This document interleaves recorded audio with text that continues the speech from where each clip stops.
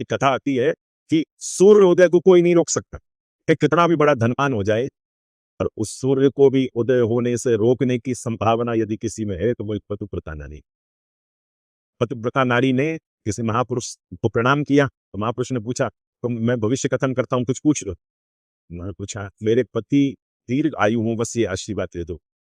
तो महापुरुष बोले, कल सूर्योदय होते ही तुम्हारे पति की मृत्यु, वो दीर्घायु कैसे होंगे? कल तो उनके जीवन का अंत। जिस जन्म नक्षत्र में उनका जन्म हुआ और जिस प्रकार उनका पूरा जीवन है, उसके अनुसार तो कल सुबह सूर्य की पहली किरण पृथ्वी पर पड़ेगी और उनकी प्राण चली जाएंगी। रोने लगी, बोले ऐसा मत कहिए, मैं पतिव्रता नारी हूँ, अपने पति के बिना रह नहीं पाऊंगी। आचार्य चरण बोले, अब तो कुछ नहीं हो सकता, अब तो चंद घंटे शेष रह गए, सूर्योदय होगा, हमारे पति चले गए। तुरंत जाकर के पर्वत पर वो कन्या बैठ गई और बैठ करके उसने कहा, यदि मैंने अपने पति के प्रति पूर्ण निष्ठा रखी हो, पूर्ण भावना रखी हो, कल सूर्योदय होम पे क्या बताएं, 7 दिन तक अंधेरा ही रहा पृथ्वी पर। पृथ्वी ने घूमना बंद कर दिया, वहीं स्थिर हो गई।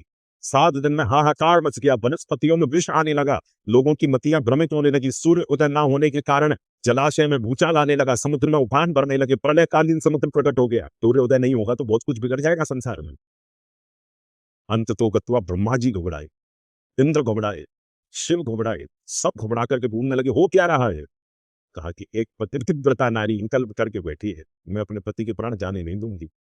और उनको किसी ने कह दिया है कि सूर्य उदय होते ही प्राण जाएंगे, तो सूर्य उदय होने नहीं दे रही।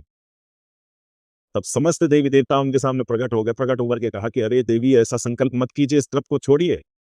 उन्होंने वचन मांगा, बोले पहले वचन दीजिए कि सूर्य उदय होते ही पति नहीं जाएंगे तो मैं उठूंगे। सब देवताओं ने विधि के विधान को बदल दिया, उनके जन्म नक्षत्र के अनुसार जो होना था उसको टाल दिया, ताकि तुम्हारे पति के प्राण नहीं जाएंगे, तुम उठो। ऐसे ही वो तब से उठी, सूर्योदय हुआ, पति जीवित।